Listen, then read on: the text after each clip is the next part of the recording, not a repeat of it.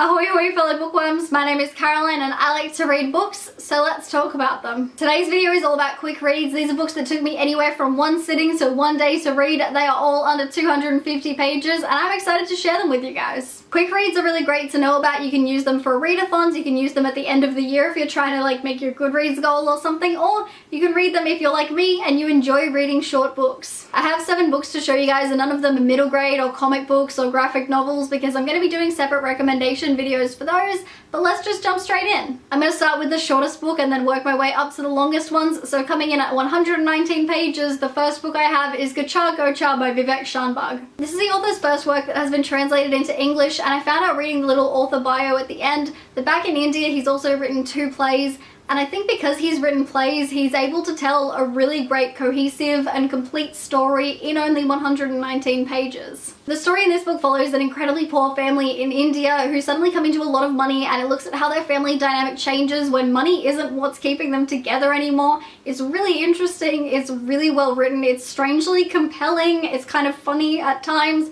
I loved it, I powered through it in one sitting, so highly recommend this book. Coming in at 141 pages, the next recommendation I have is Animal Farm by George Orwell. Everyone has heard of this book and a lot of you have probably already read this because it is such a classic. This book takes place on a farm that is taken over by the overworked and mistreated animals, and they set out to create this paradise for themselves, but slowly it turns into something a little different. Animal Farm can be quite comedic at times. When it was released, it was seen as a bit of a satirical look at Stalinist Russia, but it actually has this enduring meaning that can also be seen as very relevant in today's society as well. So I read this book in one sitting and it's actually one of my favorite classics, so definitely worth sitting down and reading in one sitting. The next book I have is Kitchen by Banani Yoshimoto, which comes in at 150 pages. There are 2 different stories in here, but the one I prefer is the one called Kitchen. In that story, we follow our 30-year-old main character who has just lost her grandmother and is grieving, so she moves in with one of her friends and his mother who is transgender. She's struggling with her grief and finds comfort in cooking, and what we get is this really sweet story about contemporary life in Japan. The writing is really beautiful and vivid and makes it very easy to lose yourself in this story. Next up is The Perks of Being a Wallflower by Stephen Chbosky, which is 231 pages long. This is an incredibly popular coming-of-age story, and it also has a great movie adaptation. The story is told entirely in letters written by our main character Charlie to his anonymous friend, and Charlie is really struggling to fit in at school, and then he finds this group of friends who he really fits in with, and it's just this amazing story about growing up and friendship and all these sorts of things, while he also has his own struggles going on. There's more that I want to say but can't really, but it's a really quick book to read because of the letter format. It's probably one of my all-time favorite books, but it's awesome and really, really easy to read. The next book I have is We Are Okay by Nina LaCour, which is 234 pages long. I feel like I've talked about this book way too frequently on my channel recently, but that's because I think it's a genuinely excellent book. This is one that if you have the time, I actually recommend trying to read in one sitting. This book is about our main character Marin, who used to live on the Californian coast but has cut off all contact with those people and moved to New York to go to university, and now she's staying on campus over winter break,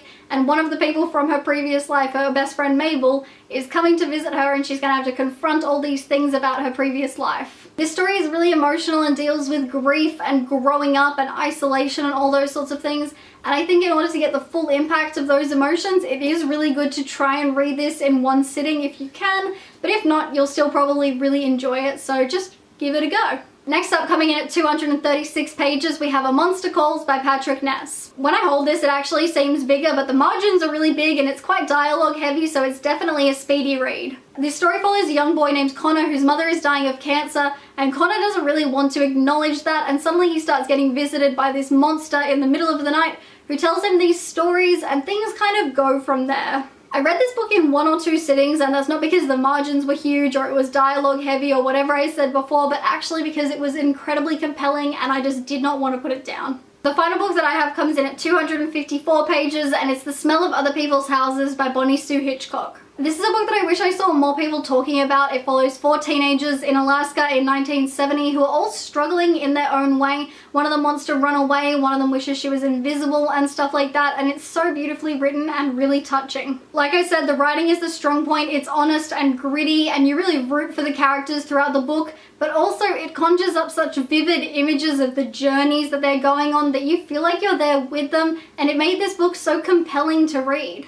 I read this book pretty quickly because I was in bed bed sick one day and had nothing better to do. It might take other people a bit longer, but I still highly recommend it. There we go, guys. Those are some of the quick reads that come very highly recommended by me. Be sure to let me know down in the comments what some quick reads you would recommend are. I upload videos Wednesdays, Saturdays, and sometimes Mondays as well, so be sure to like this video and subscribe to my channel, and I will see you in my next video. Toodaloo.